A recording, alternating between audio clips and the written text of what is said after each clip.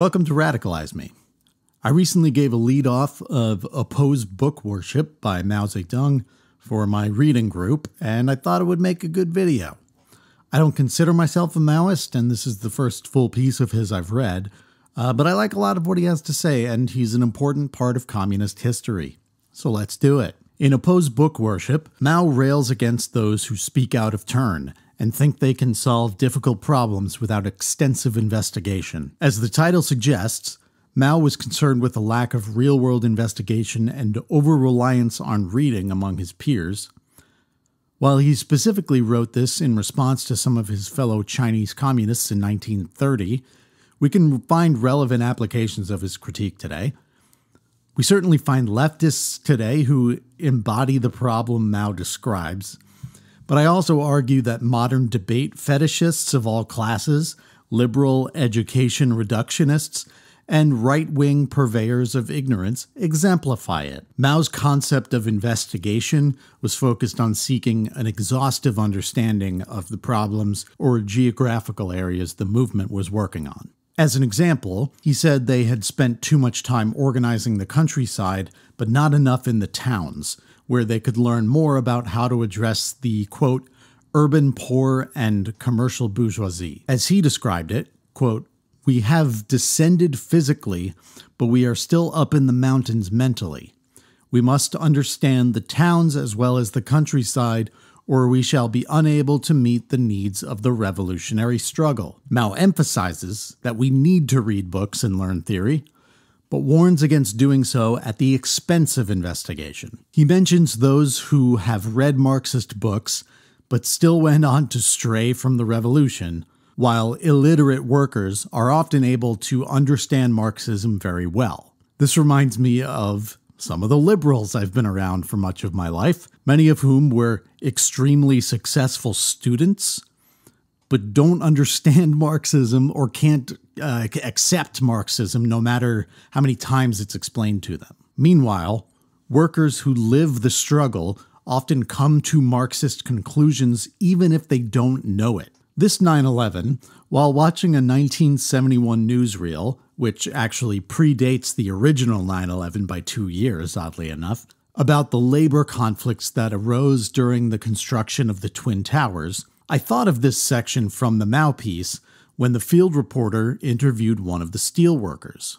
The worker explained that while he takes home $284, which is $2,190.84, inflation adjusted, a week, if he works 40 hours, he often doesn't get that much because working up so high in these towers is really dangerous in the rain and winter weather, so they can't actually work or get paid those days. They also have gaps between projects they're hired for, so they often don't get paid for weeks at a time. This is similar to the issues faced by SAG and the WGA in the 2023 strikes.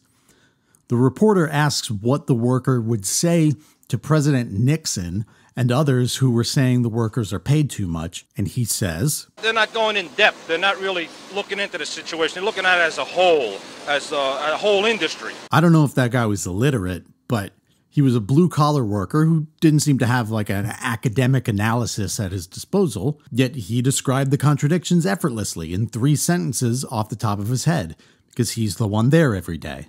Mao warns communists against devolving the movement into opportunism and putschism. Small aside, if you're not familiar, a putsch is like an insurrection almost. There was Hitler's beer hall putsch, which is, I think, what he went to prison for before he got out and did the real Hitler stuff. But that was a failed insurrection. And January 6th, or like the similar event in Brazil recently, those could be considered putsch-like as well. Mao said that this had happened too often in the Red Army guerrilla units, who may have made careful plans before taking action, but failed to, quote, study the specific social situation carefully before making the plans. Some modern communists also fall into this trap. One form is the comrade who fervently studies their theory, pushes their literature, and pontificates endlessly about how socialism would work better, but don't bother to meet the people where they are, understand their problems, frustrations, and desires, or show up for them in day-to-day struggles, be that unionism, legal trouble, or even moral support. If we never show up for people, we can't expect them to look to us when it comes time to lead a revolution or a new society. Other leftists who come to mind include the pundit class, many of whom grew out of the Bernie 2016 movement and continued to flap their mouths every day about current events and bourgeois politics, never stopping to think that perhaps learning a little about theory and history might guide their advocacy, or that meeting people in their communities and finding out what they need might help shape their frenzied, confused ideologies. Many of these so-called leftist creators never even found their way to Marxism at all over the past 8 years, yet play lefter than thou against all their media rivals. It's no true Scotsman, but they can't even find Scotland on a map.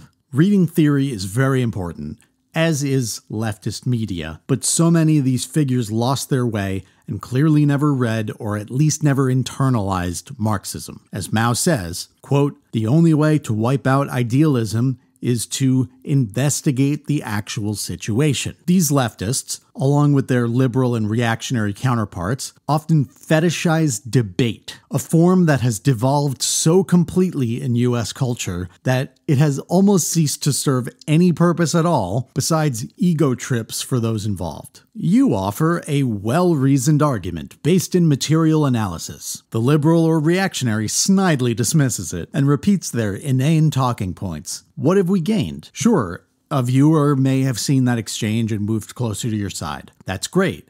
But then why not just talk to the goddamn viewer? But most debates don't have anyone offering material analysis. They just feature idiots on all sides. Why watch a Republican primary debate? It's a bunch of con men fielding softball questions that they answer with, at best, nonsense babble, and at worst, straight up lies. And I will say, so that no one, takes off my head, I do enjoy watching debates sometimes. It's a guilty pleasure. What can I say?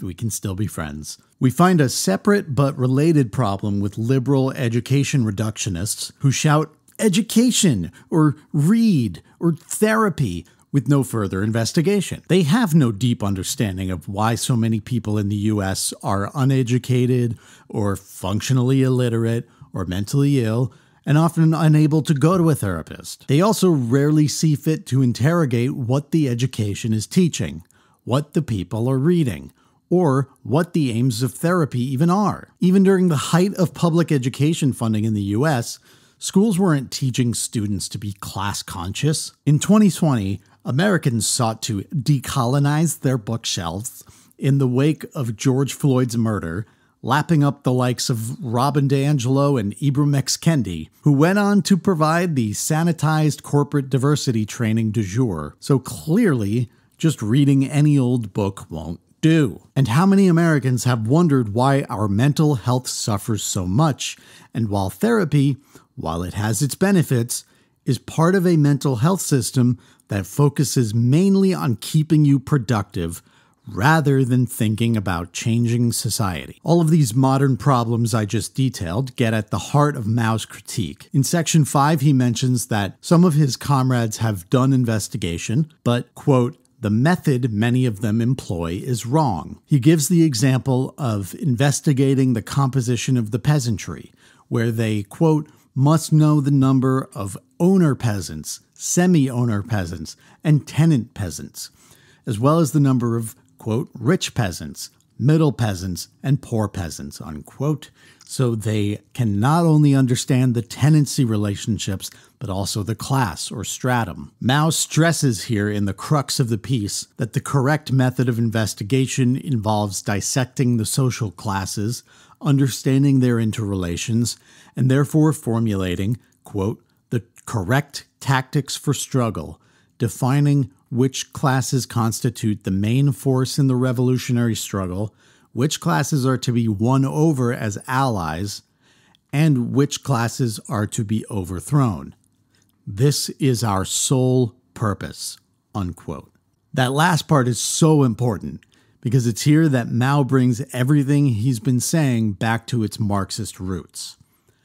Again, he understands, as we do, the importance of theory and the study of Marxist books.